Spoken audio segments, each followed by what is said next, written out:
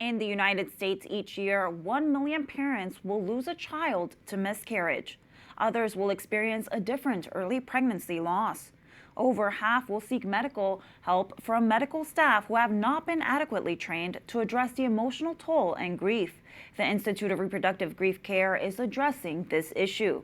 The organization provides evidence-based education and resources to healthcare professionals, enabling them to deliver compassionate grief care, reduce emotional trauma, and improve maternal mental health.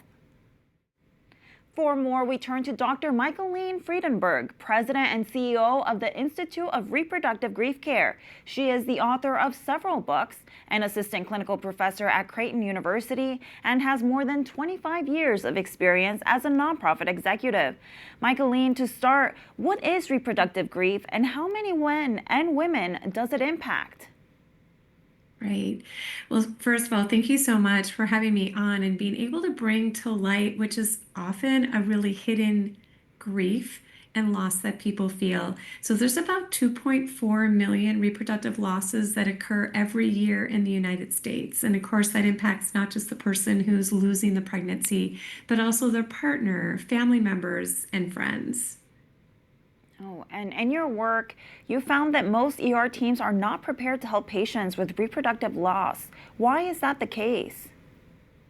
Yeah, even though there's about 900,000 emergency department visits for early pregnancy loss concerns, there isn't education. So typically in a nursing program or in medical school, there isn't talk about the emotional aspects, the emotional emergency that often is occurring.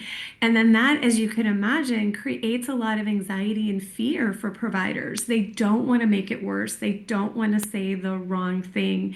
And then they also encounter typically a system that doesn't have policies and procedures in place that would even allow them to fully provide the compassionate reproductive grief care.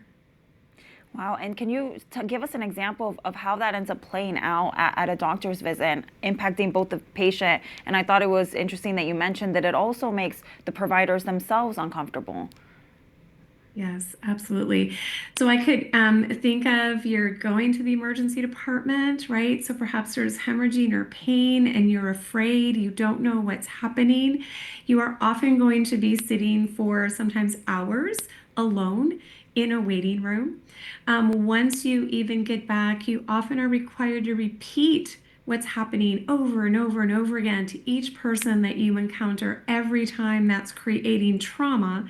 And typically, your needs aren't being addressed, or maybe they confirm a miscarriage and they're providing you with clinical and physical instructions on what to do, as opposed to saying things like, I am so sorry for your loss. And inquiring about their spiritual, religious preferences, or how do we involve your partner? Can we have someone here to support you?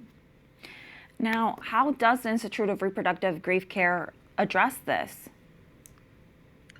Yeah, so we actually have a comprehensive program for emergency departments. So I mentioned those policies and procedures. We actually start there and work with their leadership on what we would need to do to change. To make sure that this compassionate care could be utilized. We then go through stages of education for multidisciplinary teams. So this could be from transport to registration all the way through discharge, so that each person is attending to that individual, making sure that there is a way to memorialize the loss. There's a dignified way to retrieve remains. And we work long-term with their leadership in what we call best practice coaching. And for those who actually successfully implement the program and change their practices, they actually will earn a compassionate care designation. Wow, that's incredible. Now, could you tell me a little bit about your reproductive grief screening tool? Yes, yeah, thank you for asking about that. So I mentioned earlier the number of losses that occur every year.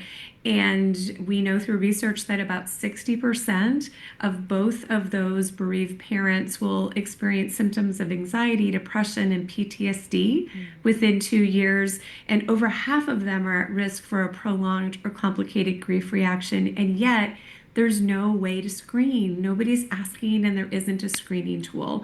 And so the Institute stepped into the gap we have partners that we work with throughout the country to actually develop and validate a 5-question screener.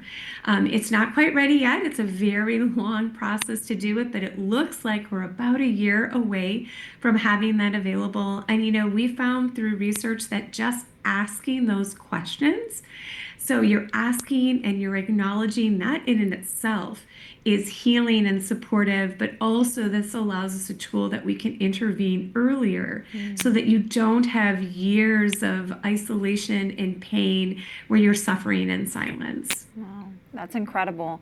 Now, you mentioned you're about a year away. Are there any other developments we should be keeping an eye out for? Yeah, so we have amazing partners from San Diego State to Texas Children's Women's Pavilion to Indiana University, Indianapolis. 2 of our main researchers are there, and that triggered quite a bit of interest from IU Health, who's very eager to use this tool, and we are delighted to be working with them to make that possible. That's incredible. Now, what would you say to someone who is watching this interview and has experienced reproductive grief? Yeah, I want you to know that you're not alone, and that we remember you and we remember your children with you, and there are support resources that are available for you. That's beautiful. Well, Dr. Michaelene, thank you so much for just the incredible work that you're doing, reaching out to these parents and helping them through this grief. Yeah, it's really a privilege to be able to do that, and I really appreciate again that you're bringing light to this subject. If you or someone you know is in need of healing from miscarriage, please visit miscarriagehurts.com. For those who regret their abortion and would like to find healing, visit yourabortionexperience.org.